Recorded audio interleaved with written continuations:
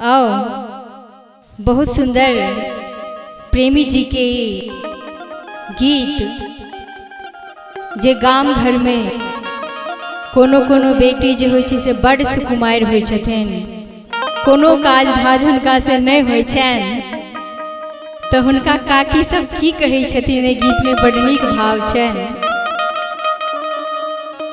गिदैया कोना के कहबे सजना के सजनिया, बियनिया हाकत हाथों ने हिलो। गिदैया कोना के कहबे सजना के सजनिया, बियनिया हाकत हाथ ने हिलो।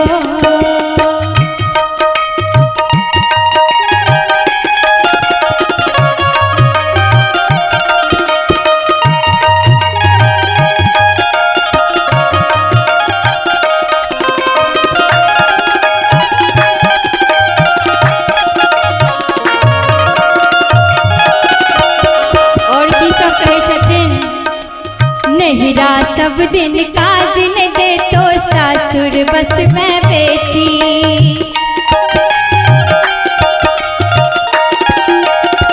हाँ हाँ नहिरा सब दिन काज न दे तो सासुर बस में बेटी।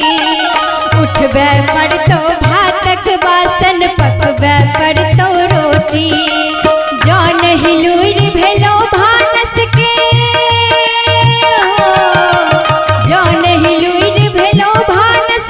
सासु दतौलहिनिया। दैया को नात करबे, गिदैया को नात करबे अगहन में उसनिया, बियनिया हाकत हाथ ने हिलो। दैया को नात करबे अगहन में उसनिया, बियनिया हाकत हाथ ने हिलो। बढ़िया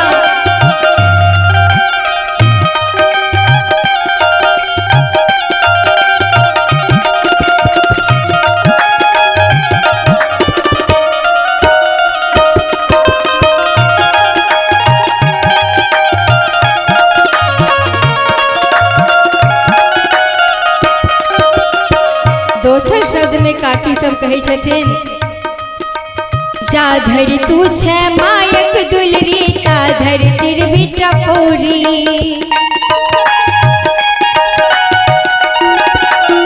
सुन ने जा धर तू छे मायक दुलरी, ता धर टिपरी टपोरी। जहिया पर घर जेबे बेटी, नाक में बन तो कोरी। गार दे तो पुनि सात पुरुष के हो, गार दे तो पुनि सात पुरुष के। रख तो नाम कलिनिया, ताना ढुक ढुक दे तो, ताना ढुक ढुक दे तो कुम्हराओ कुम्हनिया, बियनिया हाकत हाथ ने हिलो। दैया को नाक बनवे सजना के सजनिया, बियनिया हाकत हाथ ने हिलो।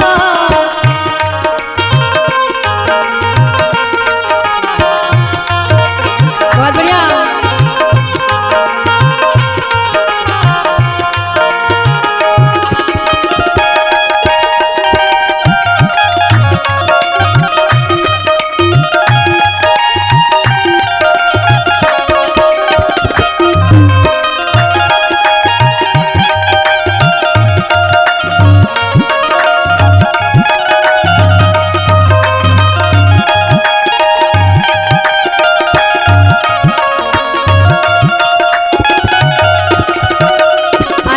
काकी सब बेटी के एक और शिक्षा दे छथिन। 32 दांतक बीच रहे छे जहिना जीभ बेचारी। बुझले 32 दांतक बीच रहे छे जहिना जीभ बेचारी। तहिना सास ससुर गोतनी लग रहे छे राज दुलारी। मुदा तोहर ई चलबू ताने हो, मुदा तोहर ई चलबू ताने। रोड़ी सन बचनिया एक दिन पिपनी पर, एक दिन पिपनी नोर बहे तो भरठे हुनिया बियनिया हाकत हाथ ने हिलो को नाक बनवा साजन के सजनिया बियनिया हाकत हाथ ने हिलो। लास्ट में कहे छथिन शील स्वभाव उठब बैसक थिक नारिक सुंदर गहना